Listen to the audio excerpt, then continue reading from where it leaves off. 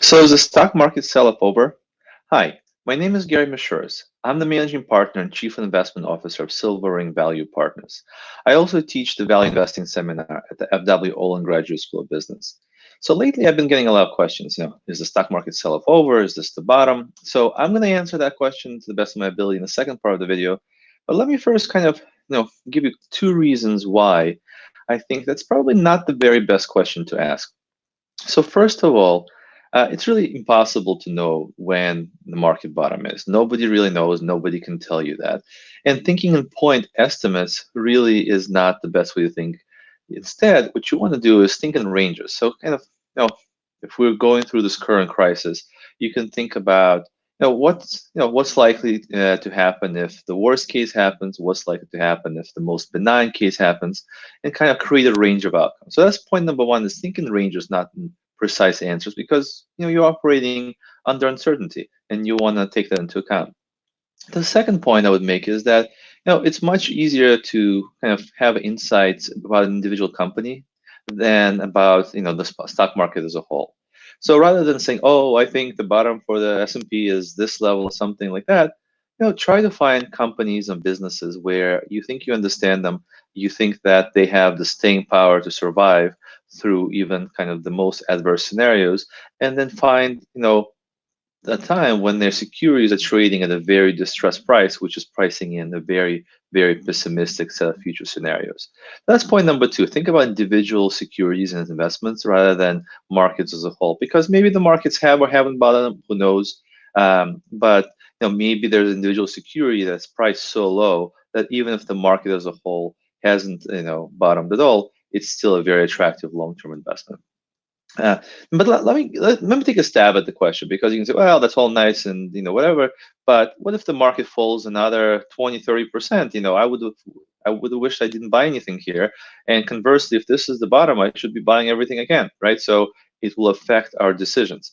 Well, let's think about it in two ways. One is, a bottom-up way, and the other is more of a top-down way, with a caveat that, I'm a bottom-up investor, so I spend very little time thinking about the market, if at all, on a top-down basis. So let's start bottom-up. Typically, and I've invested for 20 years, and I've invested through two financial kind of crises, the 01 through 03 meltdown and the 08-09 meltdown. And typically, at market bottoms, you see even very good businesses trading at very, very distressed prices. That's not true every single bottom, but it's more often true than not. And in this case, so far, we're not really seeing that yet. We're seeing some businesses that might be very challenged by this environment trading at very distressed prices, such as travel-related companies. And you're seeing some sell-offs in some very high-quality businesses, but remember, they started at a pretty high level. So even if they went from 20 times earnings to whatever, 14 or 15 or 16 times earnings, they're not at deep distress levels by any means, for the most part. So I would say that absence of those kind of very easily available high quality businesses at very cheap prices tells me that there's probably potential for more declines. Will they happen? I don't know, but there's certainly potential for them.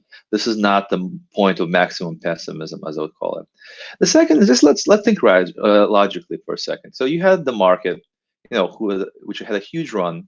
It was up 30+% in US last year. And so far, and I'm making this video on on Sunday at the end of March. The market is down as measured by the S&P, low 20s%, whatever, 20, 21, 22, something like that. And let's think about what's being faced here. We have an actual real problem, not a perceived problem, or just like confidence crisis. It's not just a confidence crisis. It's a real problem. On top of that, you have businesses shut down and not able to generate revenues.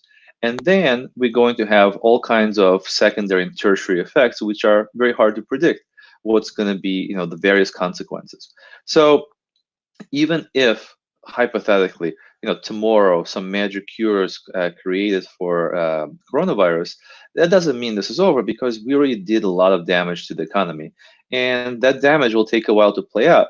So I think that you have to keep in mind that the markets are down a very moderate amount by historical standards, and they're down from a very high level. The other point is that historical standards, do you really think that after a long bull market, 20% or so is as bad as it gets?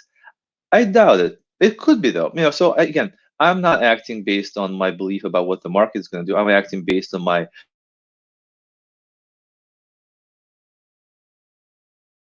if the market is going to do as bad as it can get. So I would say that you want to make sure that you're focused on bottom-up analysis, on investing in individual companies as you would if these were private businesses, and just taking advantage of the stock market as it presents opportunities. But you also want to be cognizant that you know if things continue to develop in unfavorable ways in the economy and in the world at large, there is a lot more. The markets could decline, and you want to make sure your circumstances allow you to be prepared for that, whether that means having additional liquidity to buy more investments if those opportunities do present themselves, or having sufficient cash reserves to weather a prolonged recession. Whatever that may be, you might be prepared and you want to act rationally and make investments when very attractive prices are present, but at the same time, don't commit your last dollar, at the first, part of a sell-off when there might be a lot more to come. I hope this has been helpful. If this has, please hit like and subscribe to my YouTube channel. Thank you, guys.